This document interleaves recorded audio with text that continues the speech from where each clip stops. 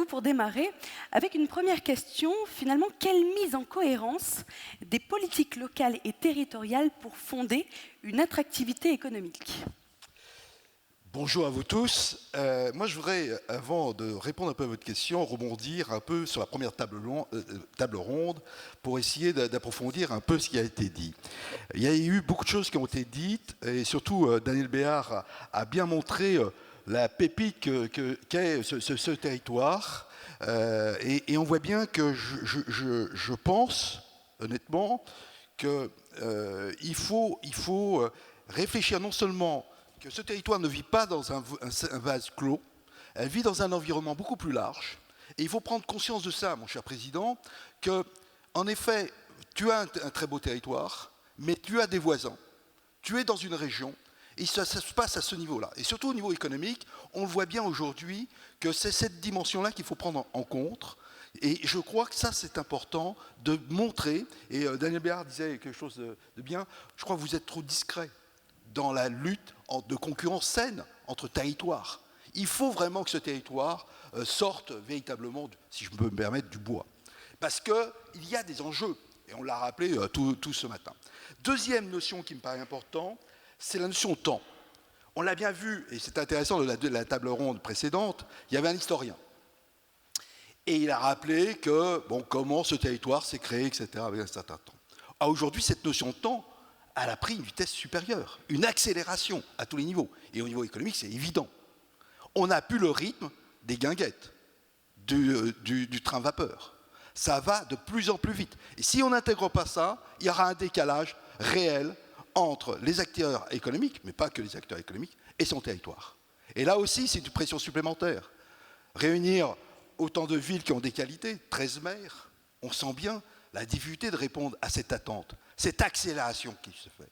Vous l'avez dit, vous avez des cartes extraordinaires, vous avez des atouts dans ce territoire, il faut savoir les utiliser, mais vous avez ces deux notions, vous êtes dans un environnement très concurrentiel, et ça c'est un terme un peu entreprise, mais je pense qu'il faut, surtout, et on y viendra peut-être sur le problème du marketing territorial, on y reviendra, et puis cette notion de temps qui est fondamentale.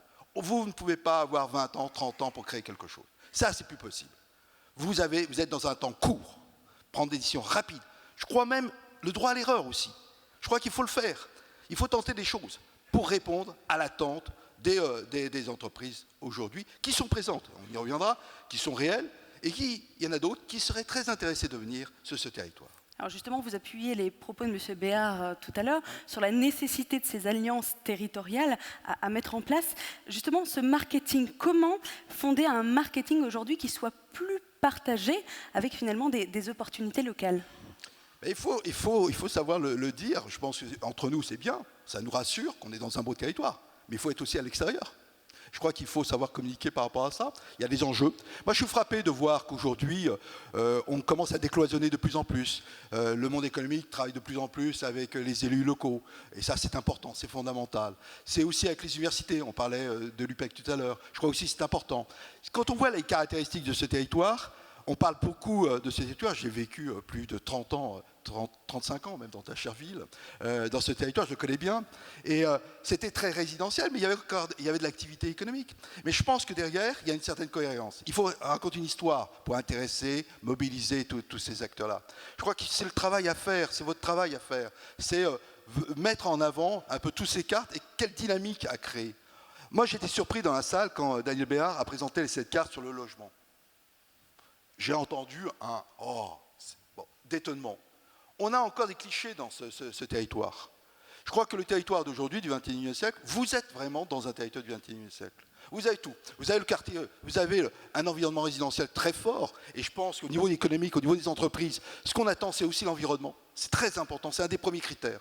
Quand une entreprise veut s'installer dans un territoire, regarde son environnement pour ses salariés. Avec 42% de quartiers pavillonnaires sur notre territoire. Oui, mais pas que ça. Mais c'est important. C'est l'environnement qui prime. Les transports, je ne vais pas venir, c'est une des grandes, même si actuellement dans certaines villes c'est un peu compliqué, mais je veux dire, ça va être maillé d'une façon extraordinaire. Et le directeur du musée de Nogent rappelait que l'industrie, l'activité économique est venue avec le chemin de fer. Le transport va entraîner des mobilités sans précédent, ça va s'accélérer. Il faut préparer cela. Et quand je dis ça, ce n'est pas dans 10 ans, c'est maintenant, ça commence maintenant. Donc il faut se préparer à cela. Un élément important que je voulais dire. Il n'y a pas très longtemps, un de mes collègues, Jean-Michel Tasse, élu à la Chambre, a travaillé sur un rapport sur la nécessité. Alors quand je parle de l'industrie, on parle de l'industrie de demain. On ne parle pas des industries qu'on a connues dans nos territoires, dans nos départements. C'est l'industrie de demain. Il y a une demande de 200 à 300 hectares. 200, 300 hectares, c'est ça, par an, nécessité. Je me dis, il y a dans ce territoire-là peut-être la possibilité de réfléchir. Parce que moi, je suis convaincu, de manière que quand on parle d'équilibrage Est-Ouest, déjà, il ne faut pas avoir de complexe avec l'Ouest, même si c'est une réalité, etc. Je pense qu'il faut jouer sur notre qualité. Et sur cette qualité-là, on a une qualité de résidents dans ce territoire qui peuvent répondre à un type d'activité. On a des chercheurs, on a des ingénieurs, on a des techniciens, on a toute une catégorie de personnes qui sont très intéressées de travailler dans certains secteurs et qui seront des secteurs de demain. Et l'industrie de demain, il faut peut-être l'intégrer, pas forcément que du bureau. Moi, je suis un peu inquiet qu'on voit tous les grands projets tertiaires. Il y a une réalité du tertiaire. Elle viendra sans problème. Par contre, il y a des petites niches qui risquent d'être la grosse activité de demain dans des territoires. Et je pense que ce territoire peut intégrer, je pense entre autres sur la vidéo, au niveau de l'industrie de demain, il faut peut-être l'intégrer. Alors vous avez commencé à y répondre avec l'ouverture finalement vers ces nouvelles industries, mais on a été challengé aussi sur la première table ronde sur ce rééquilibrage entre l'Est et l'Ouest. Alors si on veut attirer, si on veut être attractif économiquement, comment on favorise l'implantation et le dynamisme entrepreneurial? Aujourd'hui, moi je ne suis pas inquiet. Aujourd'hui, vous avez toutes les cartes, vous avez tout. Vous avez le territoire vivant qui correspond à l'attente des entreprises aujourd'hui pour installer son entreprise dans ce territoire. Pourquoi? Parce que quand on voit, et on l'a rappelé, le problème de transport, aujourd'hui c'est compliqué, hein, l'autoroute A4, la 86, je crois qu'aujourd'hui beaucoup de chefs d'entreprise s'interrogent en disant est-ce que c'est intéressant de rester dans la région Île-de-France? Quand on voit que nos collaborateurs, quand ils arrivent, ils mettent 1 heure ou 2 heures dans les transports en commun, fatigués, épuisés. Donc ils sont en train de réfléchir sur des nouvelles méthodes de travail. C'est cela l'entreprise de demain. Comment intégrer cela? Si on peut travailler et habiter dans le même territoire, c'est comme une chance extraordinaire, extraordinaire. Et ça, il faut avoir un territoire qui peut se le permettre, et ce territoire-là peut répondre à cette attente, pour éviter cette perte de temps, cette fatigue inutile, etc. Je crois qu'on peut y répondre là-dessus, et tout naturellement. Moi, je faisais partie, il y a quelques années, une dizaine, vingtaine d'années, je prenais le RER pour aller travailler à Paris, etc. On était nombreux. Nos villes étaient très bien résidentielles, on aimait bien y vivre, on aimait bien y acheter, consommer. Mais travailler, c'était quand même un peu compliqué. Aujourd'hui, on a vraiment des potentiels pour accueillir, faire venir, faire grandir aussi des entreprises. Parce que dans cette salle, il y avait nombreux présidents de clubs d'entrepreneurs qui sont dans ce territoire. C'est très dynamique. Beaucoup de TPE-PME, des sacrées pépites, etc. Donc je crois qu'ils veulent rester ce territoire. C'est quand même plus agréable de travailler dans un territoire aussi vivant. Mais, comme disait Daniel Béard, il ne faut pas rester trop discret. Je sais que tu es très envieux de ce territoire, mais néanmoins, il faut faire sa voix, il faut faire venir d'autres acteurs. Parce que je pense que ce qui est frappant, c'est qu'il y a quand même un renouvellement très fort. Moi, je constate hein, dans le département, mais c'est vrai aussi dans le vôtre, dans ce territoire, il y a un gros renouvellement. Il y a eu un renouvellement de concitoyens, c'est clair, mais il y a aussi un renouvellement d'entreprises. On voit l'arrivée, l'émergence de plein de petites boîtes, et c'est réel. Et ces petites boîtes-là, il faut les conserver, il faut les garder.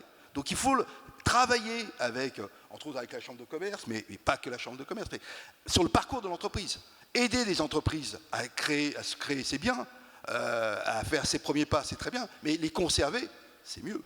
C'est votre rôle, vous les accompagnez, oui. Et je crois qu'il y a de nombreux clubs d'entreprise qui sont également présents sur notre territoire. On en dénombre 7. Vous dites bien les choses. Moi, avant d'être président de la Chambre, j'étais président d'un club, le club Vivre Entreprendre, qui a été créé par mon voisin, etc. Qui à l'époque dit, moi l'économie, je connais un peu, mais ce serait bien qu'un entrepreneur prenne ça. Et on était 4 mousquetaires, rappelle-toi, ça remonte à... Alors, je fais un peu d'histoire. Bon, oui, il y a dans ce territoire plein de clubs. Et lorsque je suis devenu président de la Chambre de commerce, j'ai été voir les différents acteurs publics en disant « mais vous avez une pépite extraordinaire, c'est les clubs, qui sont très très vivants. hein. On a à Saint-Maur, il y a un club très, très, très fort, à Nogent, etc., à Vincennes, dans tous les territoires, c'est maillé. C'est quand même quelque chose d'un peu particulier. L'idée, c'était aussi peut-être d'animer tout cela. Et donc, lorsqu'il y a eu, et je crois que c'est aussi les premiers, hein, à signer la convention avec la Chambre de commerce en disant mais comment on peut faire vivre ce réseau-là, ces pépites-là, parce que c'est une chance quand un territoire prend conscience de cette réalité économique entre de jeunes entreprises, comment on peut y travailler. Parce que l'idée, je le disais souvent à certains, créer une entreprise c'est relativement facile aujourd'hui. Par contre, qu'elle devienne pérenne, c'est plus compliqué. Pour qu'elle passe au cap des 3 ans, 5 ans, qu'elle puisse se grossir. On a un problème en France, ce n'est pas propre à ce territoire, c'est que trop d'entreprises restent trop petites. Comment les aider à se développer, à augmenter, travailler avec d'autres entreprises? C'est ça l'enjeu, c'est ça la force, le dynamisme d'un territoire. Effectivement, un sujet passionnant dont on pourrait parler encore des heures, mais très rapidement pour conclure, êtes-vous satisfait de la convention qui a été signée avec Paris-Est Marne-et-Bois et souhaitez-vous la prolonger?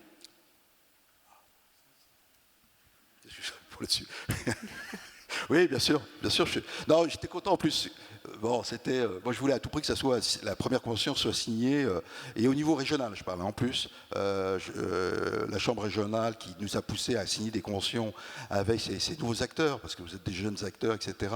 J'ai eu la chance que la première a été signée avec Jacques. Moi, j'étais content parce que c'était mon territoire. Donc, j'étais content que ce territoire enclenchait. D'autant plus que, comme je disais, c'est pas un territoire qui était perçu comme un territoire économique entre guillemets. Même si on a des très belles entreprises, et on les montrait dans nos petits films précédents. Néanmoins, j'étais content que ce territoire dise on est aussi pas que un territoire résidentiel, pas que culturel, mais aussi économique. On croit en l'avenir, on croit à ces pépites-là, donc on était content. Bien sûr, je suis content de poursuivre cette mission-là, parce qu'en plus le résultat est bon.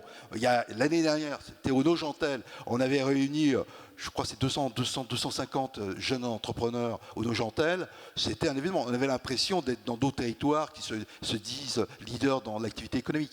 Oui, il y a une réalité économique dans ce territoire. Oui, il faut poursuivre dans cette voie-là. Il faut anticiper les grands mouvements. Vous avez une chance, comme on l'a rappelé tout à l'heure, sur l'aspect résidentiel et sur l'aspect transport. Il faut concrétiser avec les zones d'activité possibles, voir quel type d'activité, pas forcément axé sur le tertiaire, je crois, mais sur l'aspect économique, sur l'aspect industriel, il y a des pistes à faire, il y a des éléments à avoir, mais pas mettre 10 ans, 20 ans, parce que ça va aller très très vite, beaucoup plus vite qu'on pourrait l'imaginer. Les projets commencent à se réaliser avec l'incubateur de Saint-Mandé qui est prévu pour septembre 2019 et d'autres espaces de coworking qui sont en réflexion. Monsieur Delmas, merci beaucoup.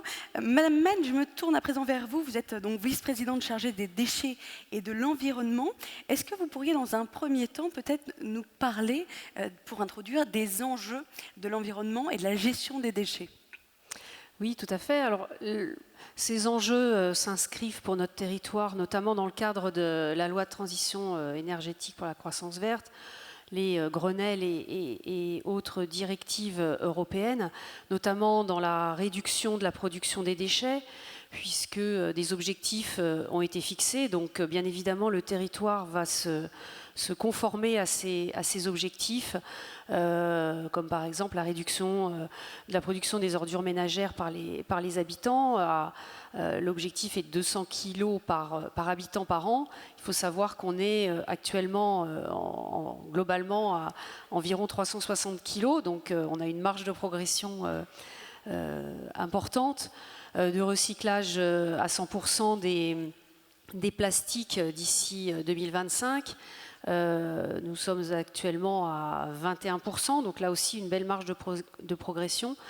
Et puis également tout ce qui est lutte contre le gaspillage alimentaire et le tri et la collecte à la source des biodéchets.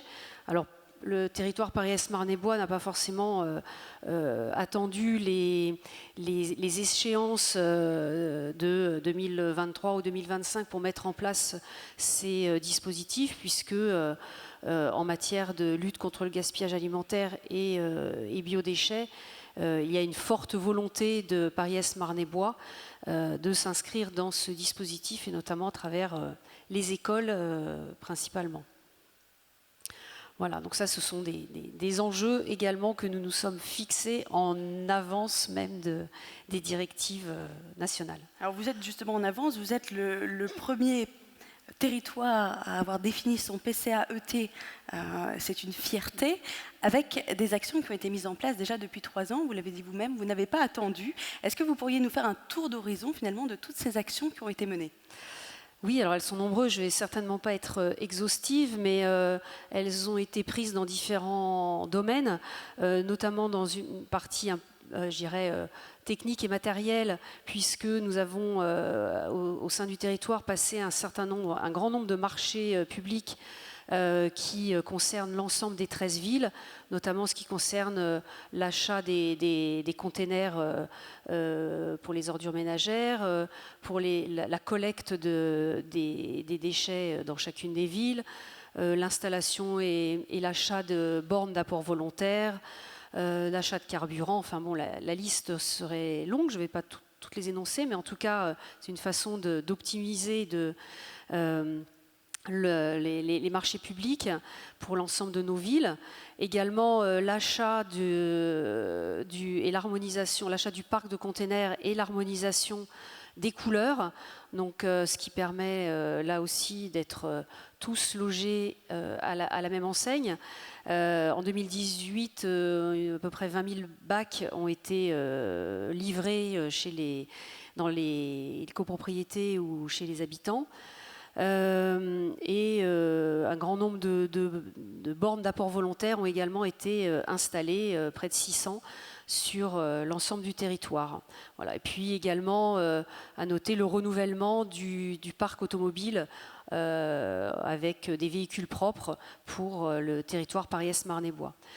Également des actions en matière d'information et de communication, puisque donc, nous avons harmonisé les couleurs de nos bacs, donc du coup nous avons pu réaliser un certain nombre de supports d'information et de communication autour des consignes de tri et également une mise en réseau de nos déchetteries, ce qui permet aux habitants du territoire de pouvoir se délester de ces encombrants plus facilement. Voilà, donc un certain nombre de flyers, de petits magnets rappelant les consignes de tri, etc. ont été réalisés.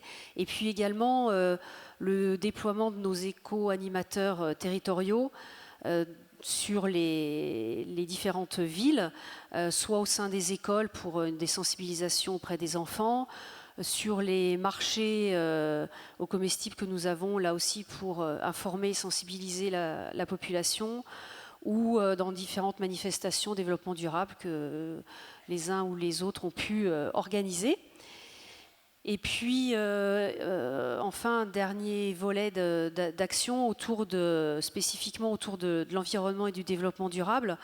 Donc, je l'ai dit, il y a eu l'extension des consignes de tri qui facilite le geste de chacun, mais donc la mise en place dans l'ensemble des villes du territoire, dans l'ensemble des écoles du territoire, du tri des biodéchets, avec l'installation d'une cinquantaine de tables de tri là où il n'y en avait pas, et donc 230 tonnes de biodéchets ont été collectées et valorisées dans l'ensemble des écoles. Nous collectons également, ça commence à prendre de l'ampleur dans les marchés aux comestibles. Donc, ça fait 1 an et demi que nous le faisons à Charenton. Donc, les commerçants trient leurs biodéchets, mais également, il y a des points d'apport volontaire pour les habitants qui font ce geste chez eux. Après Charenton, Saint-Mandé a rejoint également le dispositif. Très prochainement, Saint-Maurice, Fontenay, Maison-Alfort. Voilà, donc progressivement, l'ensemble des marchés après les écoles seront également collectés en biodéchets.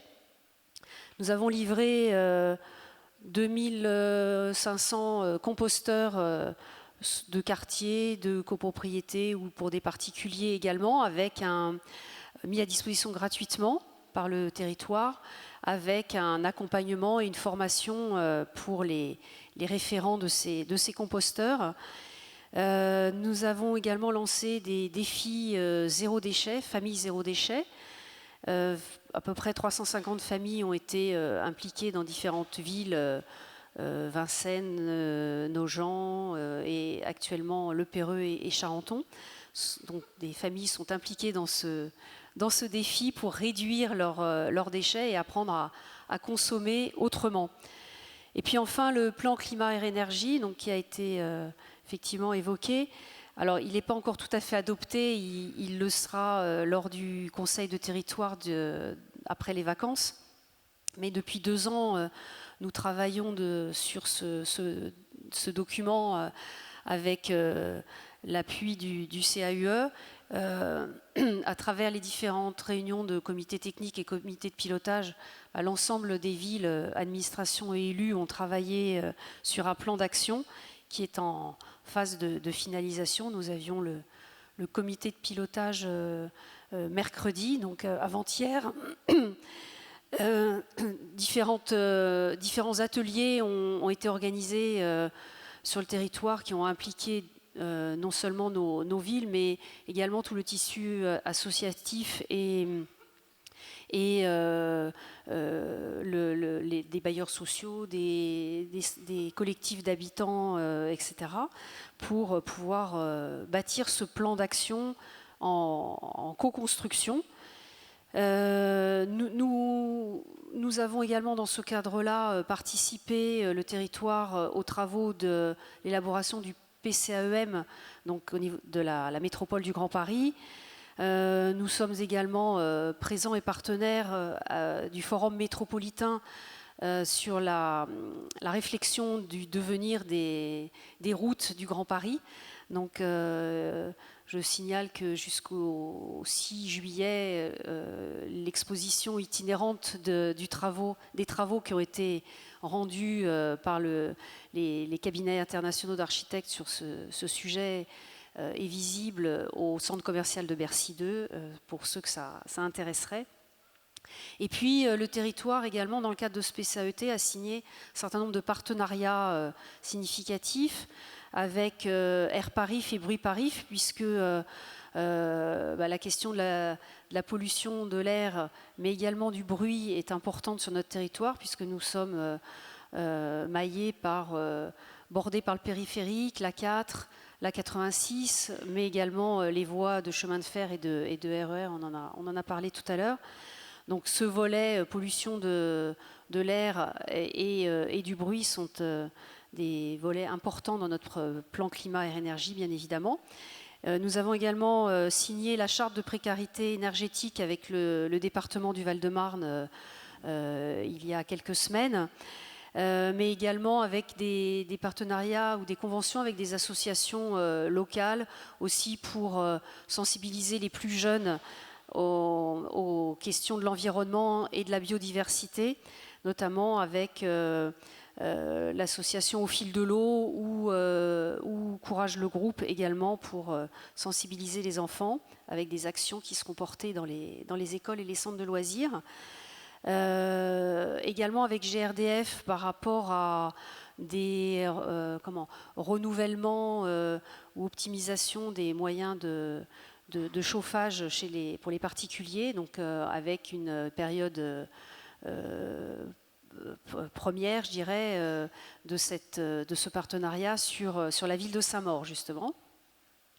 Sur le site Paris-Est-Marne-et-Bois, nous avons aussi mis en place une plateforme accessible à tous qui s'appelle Marne-et-Bois Troc, justement pour permettre à chacun de donner une seconde vie aux objets et autres restes de peinture ou de mobilier qu'ils ne souhaitent pas garder. Voilà, donc toutes ces actions sont déjà d'ampleur par rapport à notre jeune existence. Voilà. Mais en tout cas, symbolise la vraie volonté de s'inscrire dans l'environnement et le développement durable au niveau de Paris-Est-Marne-et-Bois. Effectivement, à travers ces nombreux exemples, on comprend bien que vous êtes déjà un territoire éco-responsable, que vous agissez concrètement pour préserver votre environnement. En quelques mots, vraiment très très rapidement, pour conclure, peut-être un bilan général de tout ce qui a été mené et de cette politique environnementale. Le bilan, je l'estime positif de par l'ampleur des actions menées, de par, je dirais, le réel engouement de l'ensemble des 13 villes dans cette direction et dans ces actions. Nous sommes un territoire pionnier parce que un des plus, je pense pouvoir le dire, Monsieur le Président, un des territoires les plus investis dans ces sujets de gestion des déchets et d'environnement.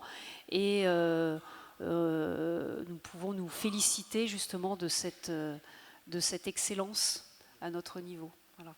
Manu, merci beaucoup. Je me tourne à présent vers vous, Jacques J.P. Martin, pour finalement conclure cette table ronde. Beaucoup de sujets ont été évoqués depuis le début de la matinée.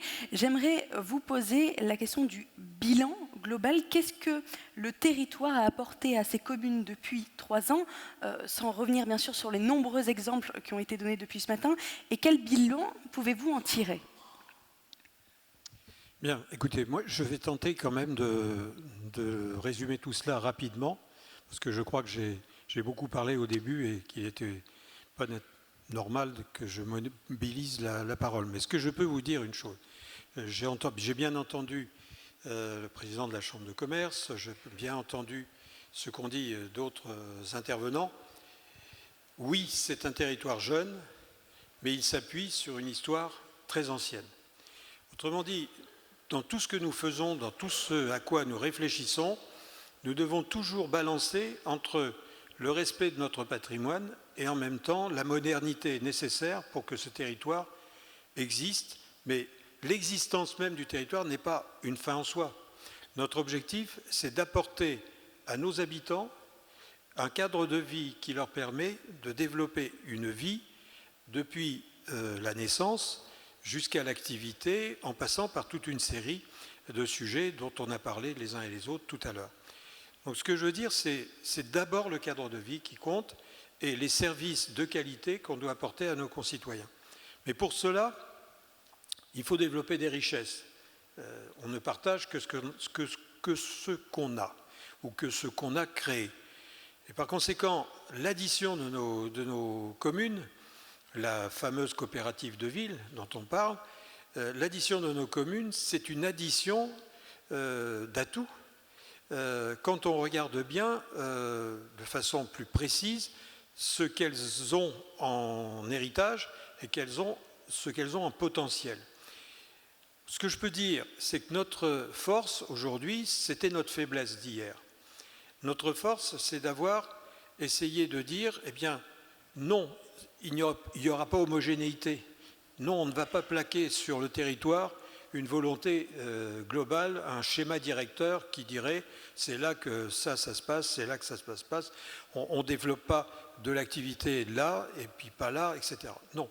Ce qu'on a voulu faire, c'est partir de l'acquis, de la situation telle qu'elle était et valoriser ce qu'elle est au profit d'un collectif. C'est pour cela que quand vous avez des zones touristiques, eh bien, il faut les développer plus dans le tourisme. Quand vous avez des zones d'activité, eh bien, il faut essayer soit de les développer telles qu'elles sont, soit de les reconvertir à des activités dont parlait Gérard Delmas tout à l'heure, c'est-à-dire les métiers de demain, les métiers qui arrivent. Soit vous avez des centres plutôt de formation, des pôles culturels, etc. Eh bien, nous avons décidé le maillage. Nous avons d'abord décidé le maillage et non pas la centralisation d'un certain nombre d'activités.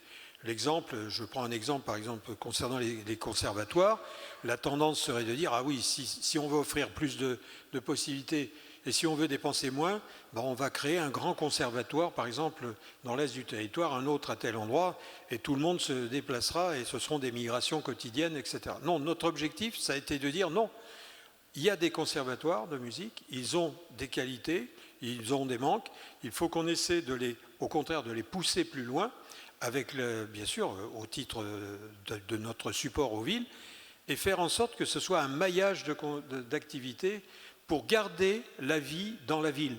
Parce que l'objectif, ce n'est pas de créer des centralités nouvelles. On l'a dit tout à l'heure, il n'y a pas de ville-centre. Donc il faut qu'on s'appuie sur ce maillage, sur ces polarités multiples. C'est donc vraiment le polycentrisme que nous voulons développer et par conséquent faire monter en puissance les atouts de chacune de nos collectivités au profit du reste. Je prends un autre exemple, il y a des villes qui ont du foncier, d'autres qui n'en ont pas à convertir.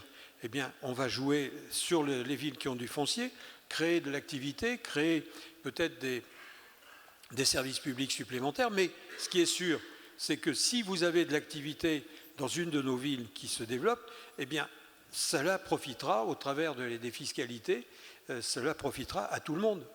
Et c'est pour cela que je dirais que notre objectif de coopérative de ville, il est difficile à comprendre au départ, mais nous ne voulons pas créer des centralités inutiles. Nous voulons développer les villes au travers d'une dynamique collective qu'on a choisie, des orientations qu'on a choisies. Alors après, le marketing pour ce territoire, il est dans le nom du territoire. Il est dans le nom du territoire. À l'est, d'abord, j'ai l'habitude de dire sous forme de plaisanterie, le soleil, il se lève à l'est. Donc on va profiter, puisqu'on est réveillé avant les autres, on va se lever de bonne heure. Mais ça, c'est une plaisanterie. Mais ce que je veux dire, c'est qu'on n'a pas besoin de singer l'Ouest. On ne fait pas un complexe vis-à-vis de la défense. Nous avons d'autres atouts, et c'est ces atouts-là qu'il faut se développer. Qui aurait pu croire, il y a 10 ans, qu'à Val-de-Fontenay, on se récupérerait quasiment la moitié de l'activité de la défense de la Société Générale. Et je parle de la Société Générale, je pourrais parler de groupes d'assurance, etc.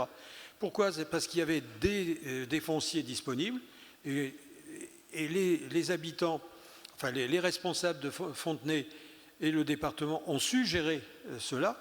Et nous rebondissons sur cette dynamique pour essayer d'aller plus loin que ce qui a été fait par chacun d'entre nous dans chacune de nos villes.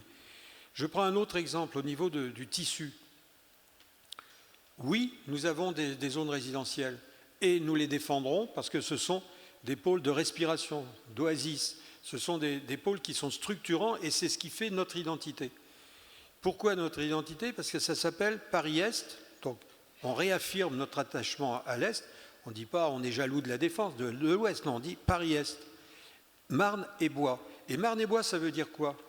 Ça veut dire qu'on joue sur un développement doux, durable, et surtout aussi un développement qui respecte un certain nombre de principes qui sont la nature en ville, la biodiversité, la transition énergétique, oui, la transition numérique, oui, mais il y a la transition écologique.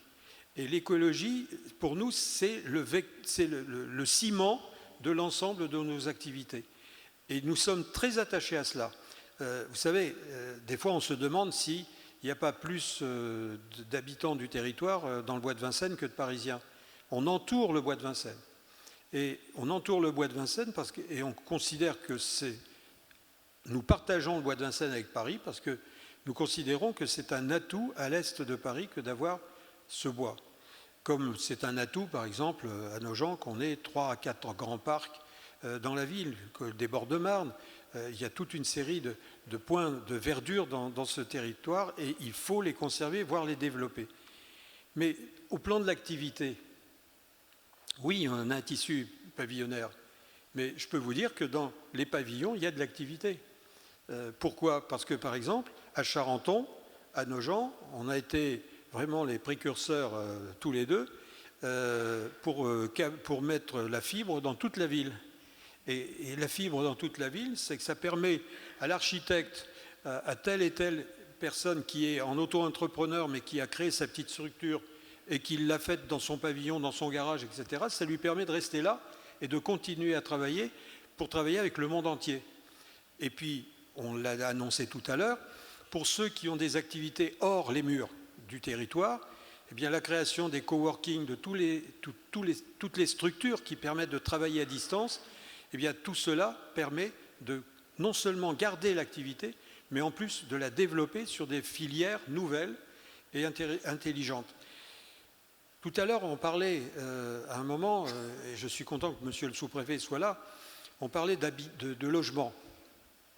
Moi, j'ai toujours dit, quand on me demande combien vous avez fait de logement, je réponds, je ne fais pas de logement, moi. Et je ne ferai jamais de logement. Je fais de la ville. Et quand on construit des logements, il faut s'attaquer à l'habitat et à tout ce qui tourne autour de l'habitat. On n'a pas besoin de faire de logements isolés. Il faut faire se développer nos villes sur un principe de ville durable. Et ça veut dire qu'on ne construit pas du logement pour construire du logement, on le construit pour faire de la ville durable. Et c'est comme cela que dans ce territoire, nous avons choisi. Alors, bien sûr, ça se voit moins bien. On ne va pas construire des quartiers entiers, etc., pour du logement. Non. On ne va pas faire que du bureau, comme le disait Gérald Delmas. Il faut faire attention. Ce n'est pas une filière qui peut être éternelle, la filière bureau. Nous, ce que nous souhaitons, c'est le diffus, mais le diffus placé au plan d'une stratégie générale. Parce que nous héritons de quoi?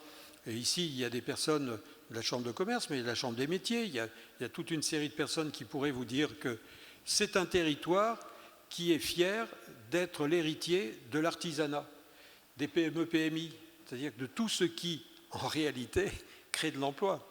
Parce que ce n'est pas les grandes multinationales qui créent de l'emploi, ce sont les PME-PMI qui, quand chacune d'entre elles crée un emploi, vous avez une réduction du chômage qui est terrible. Et ce que l'on veut, c'est des emplois non délocalisables. Donc voilà ce que je voulais vous dire. Et tout à l'heure, on en parlera mieux peut-être dans la table 3. Et je ne vais pas déborder. C'était ma dernière question. Voilà. Pour vous faire conclure cette table ronde. On parlera du projet de territoire. Et j'aimerais que vous puissiez vous adresser peut-être aux maires des différentes communes qui sont présents aujourd'hui, de leur dire comment vous voulez continuer à avancer. Peut-être nous dire, vous disiez le faire ensemble. Comment on continue? On n'a pas le choix. On n'a pas le choix. Nous sommes dans une métropole. À titre indicatif, je ne sais toujours pas ce qu'est une métropole. Au même titre que je ne sais toujours pas ce qu'est le Grand Paris. Ce sont des concepts, une information. New York n'a pas de métropole. Ça ne veut pas dire pour autant que ce n'est pas une mégapole au plan international. Donc ce que je veux dire, c'est qu'en France, on a le défaut de commencer par la gouvernance avant de commencer par le projet. Et nous, dans ce territoire, on nous a donné une gouvernance, on a essayé de l'adapter à notre façon de travailler, mais on est parti des projets de chacun d'entre nous, des projets qui peuvent être collectifs, au service de nos concitoyens, mais aussi au service d'une création de richesse permanente pour qu'on puisse avoir de vraies politiques de solidarité, parce qu'on ne distribue dans le cadre des solidarités et des péréquations que l'argent que vous avez, que les fonds ou que les moyens que vous vous êtes procurés. Donc c'est ça notre objectif, c'est faire travailler ensemble, à faire en sorte qu'on améliore ensemble nos cadres de vie, qu'on crée des richesses, qu'on essaie de faire réduire le taux d'emploi qui est vraiment, ça c'est un de nos handicaps. Nous avons hérité de cela. Un taux d'emploi de 0,6 à l'est de Paris, c'est inadmissible. Donc il faut qu'on monte le taux d'emploi, ça veut dire qu'il faut qu'on sédentarise un certain nombre d'emplois sur ce territoire. Et puis pour cela, il y a tous les accompagnements, les mobilités, le cadre de vie, j'en parlais tout à l'heure, le logement, etc. Mais nous avons la capacité à créer à l'est de Paris un territoire innovant, respectueux de son passé, mais aussi qui joue avec toutes les cartes et tous les atouts que l'histoire lui a donnés, mais que ensemble nous sommes en train de développer grâce à une compréhension entre les maires. Et je le disais tout à l'heure, et je terminerai par cela, vous savez, ce qu'il faut d'abord, c'est qu'il y ait des consensus. On ne force pas les maires qui ont des responsabilités locales à s'impliquer dans un processus qui vient d'en haut. C'est pour cela que je disais, je ne sais pas ce que c'est que la métropole. Si la métropole, c'est nous donner des instructions pour que nous soyons au service d'un projet métropolitain en oubliant le projet de territoire et le projet de nos villes, eh bien, ce n'est pas ça que je souhaite. Par contre, le Grand Paris, c'est une dynamique collective, c'est une dynamique internationale. La mondialisation a créé la métropolisation. Et la métropolisation, il faut l'accompagner. Il ne faut pas qu'elle ne soit qu'économique, il faut que le social, il faut que la réduction des poches de pauvreté, il faut que, je dirais, tout cela profite à tout le monde. Et c'est bien pour cela que nous avons, et tout à l'heure cela va être dit, débattu en tous les cas, nous avons un projet de territoire que j'ai résumé très vite, mais ce projet de territoire ne peut être efficace que s'il est intégré dans un projet de métropole. Et ce projet de métropole, il faut qu'on le construise.